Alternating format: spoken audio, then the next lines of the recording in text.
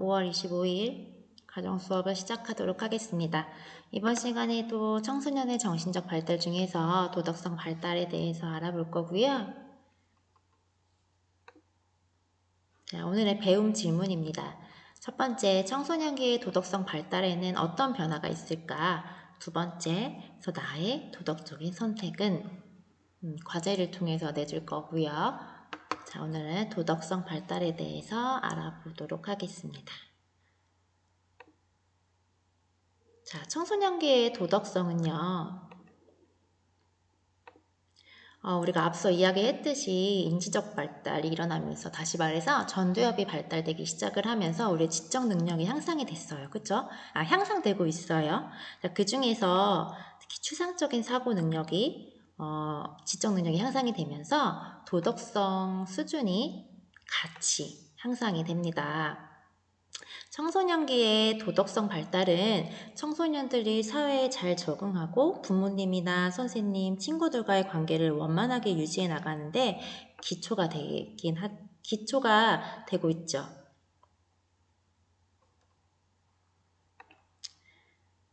자, 청소년기의 도덕성은 여러분들의 발달 영역이 모두 다 맞물려 있어요. 자, 여러분들 처음에 이야기했었던 인지적 발달, 우리 전두엽의 발달로 인해서 생기는 여러 가지 지적 능력의 향상, 그리고 지금 수업을 하고 있는 도덕적 발달, 그 다음에 사회적 발달은 굉장히 간단한 내용이에요. 또래 관계를 원만하게 유지하는 것을 이야기를 하고요. 그 다음에 정서 발달, 지난 시간에 수업을 했었던 정서 발달, 이 네 가지는 모두 다 톱니바퀴처럼 맞물려서 같이 발달하게 됩니다.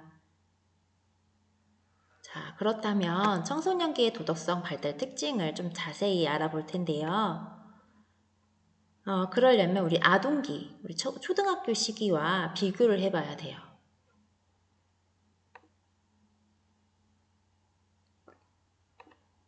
자, 아동기, 청소년기를 비교를 해볼 거고요.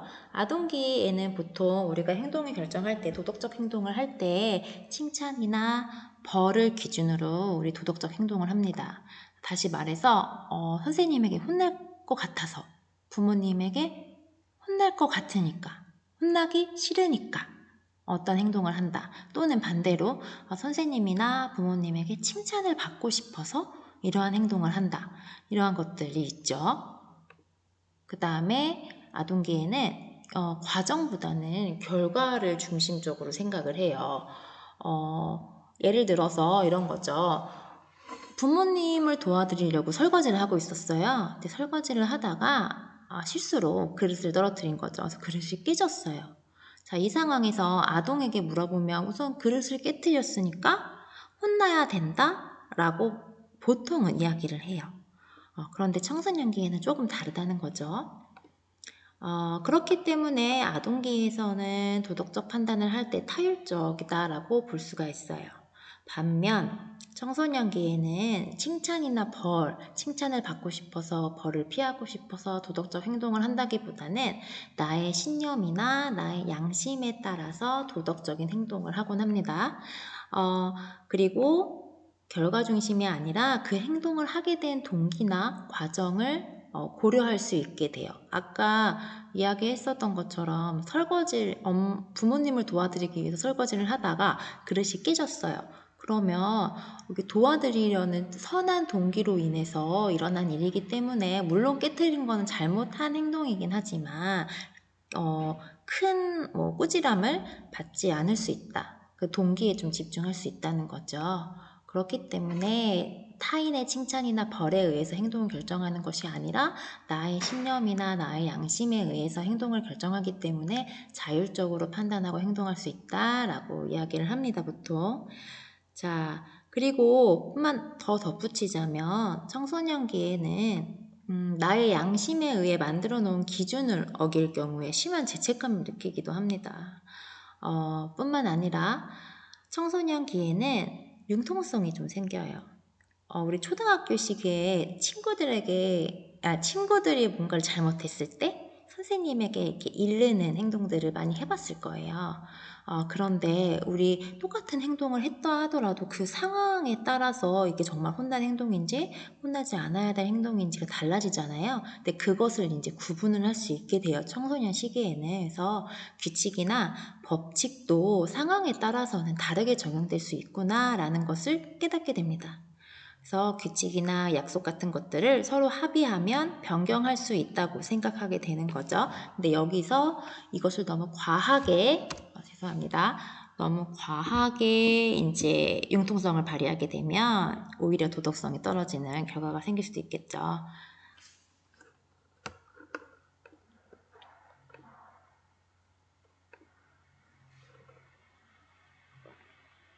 자, 그러면 우리 여러분들의 청소년 시기의 도덕성 발달에 영향을 끼치는 요인에는 무엇이 있나 한번 볼게요. 첫 번째로 부모의 양육 태도입니다. 부모님의 도덕적 가치 판단을 따라하는 모델링 현상이 보통 일어나요. 뿐만 아니라 부모님이 이제 자녀를 양육을 할 때 보상과 벌을 주로 어떻게 사용하고 있는지에 따라서 이제 달라지게 되죠. 그래서 뭐 자율적인 선택을 통해서 행동이나 생각을 선택을 하고 또 자녀가 그 행동에 책임을 질 수 있도록 양육하는 태도를 가졌다면 이제 청소년기 도덕성 발달을 좀 더 빨리 촉진시킬 수 있는 양육 태도를 가졌다라고 볼 수 있는 거죠. 두 번째는 또래 집단의 영향입니다. 같이 어울리는 또래 집단이 어떠한 도덕적 가치관을 가지고 있는지 굉장히 중요합니다. 그래서 우리 친구를 잘 사귀어라 라고 부모님들, 어른들이 많이 이야기를 하시는데요. 이것 때문에 그렇습니다. 어울리는 친구들이 도덕적으로 나쁜 행동을 하고 있어요. 그런데 그것을 이제 너도 하고 나도 하고 같이 하는 거죠. 그러면 그런 나쁜 행동이라는 거를 처음에는 알았어요. 그렇지만 그 나쁜 행동에 대한 책임의 무게를 나누게 되는 거죠. 그리고 그것이 나쁘니까 이제 하지 말아야 돼 라면서 제동을 걸어주는 친구가 없기 때문에 더욱더 도덕적으로 옳지 않은 선택을 하게 될 가능성이 매우 높아집니다. 그래서 특히 청소년 시기에는 부모님보다는 또래에게 큰 영향을 받는 시기이기 때문에 이 또래 집단을 잘 구성하고 서로에게 좋은 영향력을 끼칠 수 있는 것이 굉장히 중요합니다. 세 번째로는 대중매체의 영향입니다. 지금 우리 여러분들이 스마트폰을 많이 사용하고 있고 VOD 시장이 굉장히 크기 때문에 여러 종류의 대중매체를 우리가 접하고 있어요. 뭐 영화라든지 뭐 외국 드라마라든지 그다음에 음악, 그다음에 유튜브 영상, 게임 같은 요즘은 연령과 상관없이 사실 자극적이고 도덕적이지 못한 영상에 접근하게 되는 것 같습니다. 접근하면 안 되지만 근데 아직 청소년 시기는 도덕성이 확립이 되고 있는 시기거든요. 근데 이렇게 도덕성이 확립이 되고 있는 시기에 옳지 못한 대중매체를 이제 만나게 된다면 그에 따라서 바르지 못한 도덕적인 가치관을 가지게 될 수 있기 때문에 대중매체를 선택할 때도 굉장히 신중하고 안전한 선택을 해야 합니다. 요즘 사회에 여러 가지 이슈가 있어요. 신상이 공개되고 있는 범죄자들이 나오고 있죠. 그러니까 이들도 청소년 시기에 이러한 영향으로 인해서 그렇게 그릇된 도덕적 가치관을 가지게 되지 않았을까라는 생각이 좀 듭니다.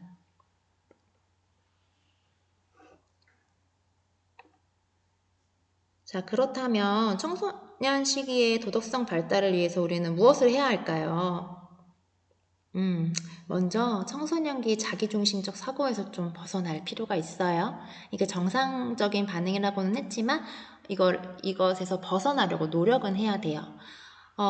그리고 다른 사람의 생각과 입장을 이해하기 위해서 노력을 해봐야 되겠죠.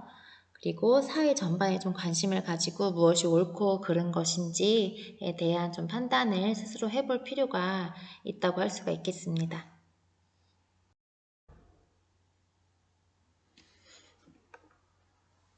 자, 그러면 우리 여러분들의 도덕성의 수준이 어느 정도 되었는지 한번 확인을 해볼 건데요. 도덕적 딜레마라는 말이 있어요. 자, 도덕적 딜레마는 이제 도덕적으로 무엇을 선택해야 될지 갈등이 된다라는 거죠. 자, 굉장히 유명한 사례입니다. 유럽에 하인즈라는 남자가 살고 있었어요. 근데 그 하인즈에게는 굉장히 특수한 종류의 암을 앓고 있는, 병을 앓고 있는 아내가 있었어요. 거의 죽어가고 있는 상황이었죠. 그런데 하인즈는 가난했어요. 내 아내의 병을 고칠 수 있는 약이 개발되었다는 소식을 들었어요. 근데 그 약은 오로지 하나밖에 없고 그 약을 발명한 사람이 같은 마을에 사는 약사라는 거예요. 그래서 그 약사에게 하인즈는 찾아가게 되겠죠. 자, 이렇게 찾아갑니다. 자, 그런데 약사는 약을 만드는 데 드는 원가가 굉장히 비쌌고 또 이윤을 남기기 위해서 원가보다 10배나 높은 금액을 요구를 했어요. 그런데 하인즈는 돈이 없잖아요. 그래서 하인즈가 아는 사람들에게 부탁을 해보았지만 돈을 구할 수가 없는 거예요. 그래가지고 하인즈가 약사에 다시 찾아갔어요. 자기 아내의 상황을 설명을 하고 자신의 이제 경제적 상황을 설명을 해요. 그리고 싸게 나한테 팔던지 아니면 외상으로 나에게 약을 주면 내가 나중에 반드시 갚겠다라고 간청을 해요. 그런데 약사가 거절을 하죠. 그리고 절망에 빠진 하인즈는 약국 문을 부수고 들어가서 아내를 위해서 약을 훔칩니다. 자, 그런데 잡힌 거예요. 자, 여러분들이 판사라면 하인즈에게 벌을 내릴 것인가요? 아니면 용서를 해줄 건가요? 자,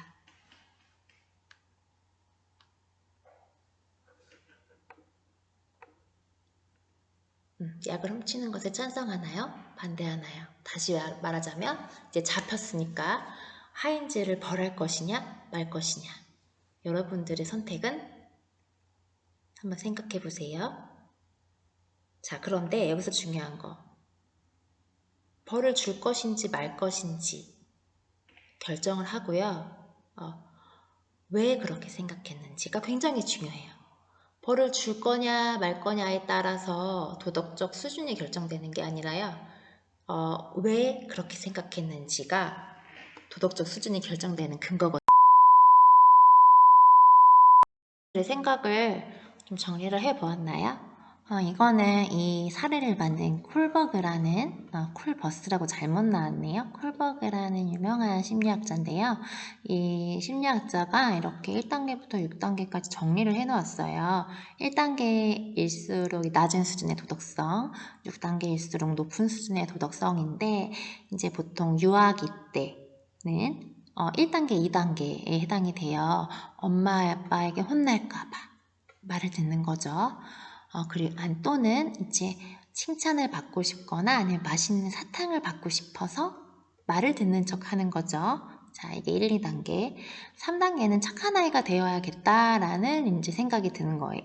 그래서 타인에게 나 자신을 승인받기 위해서 행동을 수행을 합니다. 그래서 이제 다른 사람에게 피해를 주지 않기 위한 뭐 그런 착한 아이 지향 단계인데요. 여러분들은 아마 지금 3단계와 4단계가 공존하고 있을 거예요.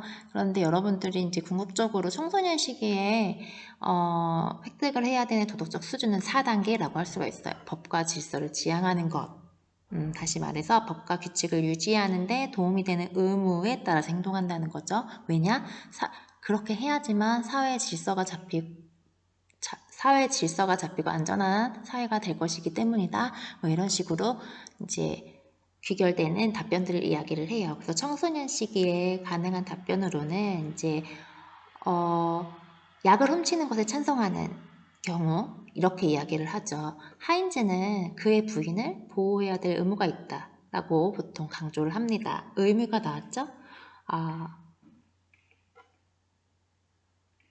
그러나 훔치는 것은 잘못이기 때문에 하인즈는 나중에라도 돈을 지불할 생각을 하면서 약을 가져가야 한다 라고 이야기를 합니다. 반면 약을 훔치는 것을 반대하는 의견은 또 개인의 의무를 이야기를 해요. 개인이 어떻게 느끼고 상황이 어떠한가에 상관없이 정해진 규칙을 따라야만 한다는 점을 강조를 합니다. 그래서 설령 그의 아내가 결국 죽게 되더라도 법을 지켜야 하는 것은 시민으로서의 의무이다. 만약 모든 사람들이 법을 그러한 이유로 다 어기기 시작을 한다면 사회는 한없이 혼란스러워질 것이다. 훔치는 것에 찬성을 하든 반대를 하든 여기서 공통적으로 이야기하는 것은 그 하인즈의 의무에 대해서 이야기를 하고 있죠. 그래서 여러분들이 어떤 생각을 하고 있는지 한번 잘 되돌아보세요. 자, 그러면 새로운 사례예요. 선생님이 지금 설명했던 것을 참고를 해서 이 새로운 도덕적 딜레마를 한번 보고요. 이것에 대한 여러분들의 선택을 근거를 들어서 과제에 제출을 하면 됩니다. 이거는 추후에 생활기록부에도 작성할 자료로 활용이 되니까 성실하게 좀 답변해 줬으면 좋겠어요. 자, 그러면 영상을 함께 보죠.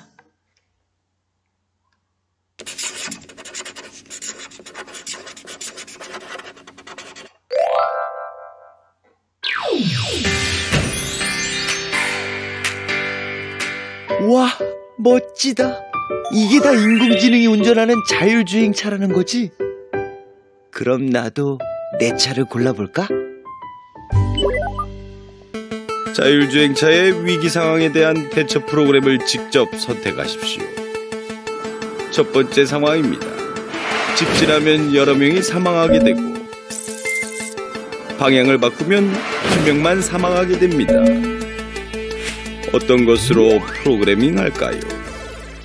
아, 그거야. 선택의 여지가 있겠어요? 당연히 방향을 바꿔서 희생자 수를 줄여야죠. 그럼 두 번째 상황입니다. 직진하면 보행자 여러 명이 사망하고 방향을 바꾸면 운전자가 사망합니다. 당신의 차를 어떻게 프로그래밍 할까요?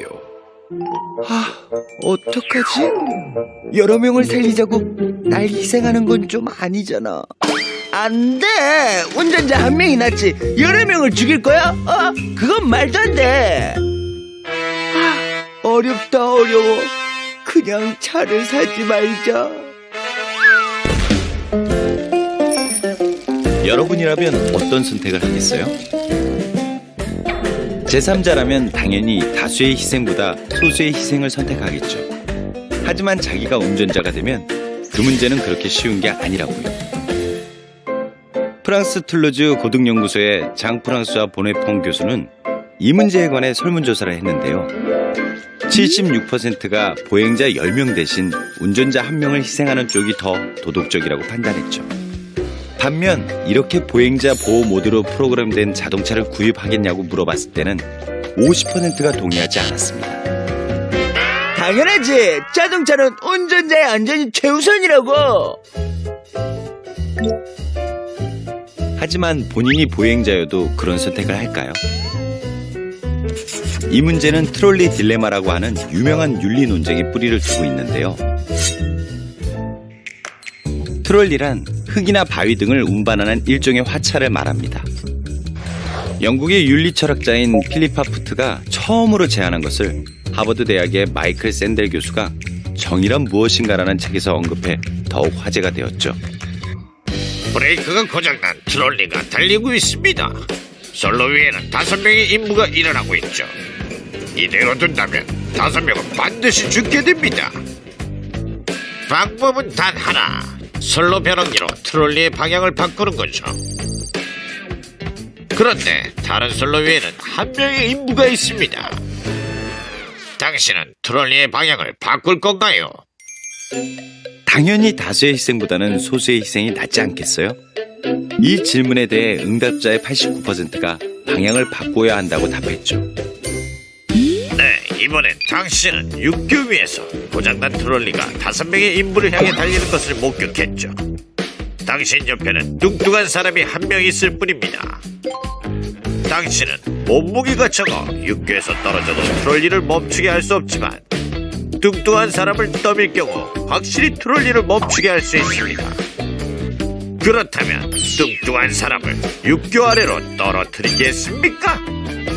천만에요. 그건 살인이죠.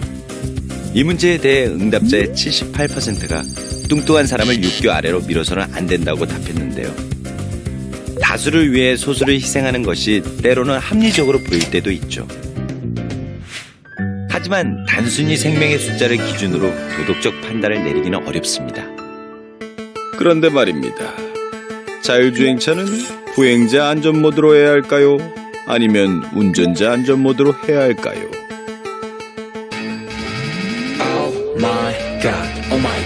안 돼.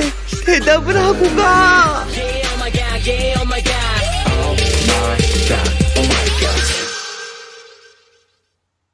당연하지. 자동차는 운전자의 안전이 최우선이라고. 하지만 본인이 보행자여도 그런 선택을 할까요? 어렵다, 어려워. 방향을 바꾸면 한 명만 사망하게 됩니다. 방법은 단 하나. 선로 벼랑기로 트롤리의 방향을 바꾸는 거죠. 안 돼. 대답을 하고 가. 네, 여기까지 보고요. 자, 그래서 여러분들은 영상을 잘 봤죠? 여러분들은 이 자율주행 자동차를 구매를 할 때 어떠한 모드를 선택할 건가요? 운전자 모드를 선택할 것인가요? 보행자 모드를 선택할 것인가요? 여러분들의 선택을 적고 뭐 어느 것이 다 더 옳다는 없어요. 그렇기 때문에 도덕적 딜레마예요. 자신의 선택을 적고 그것을 선택한 이유를 함께 적으세요. 아까 우리 하인즈의 딜레마 이야기했던 것처럼 이유를 같이 적어주세요. 자, 그러면 오늘 수업은 여기까지 하고요. 다음 수업에서 만납시다.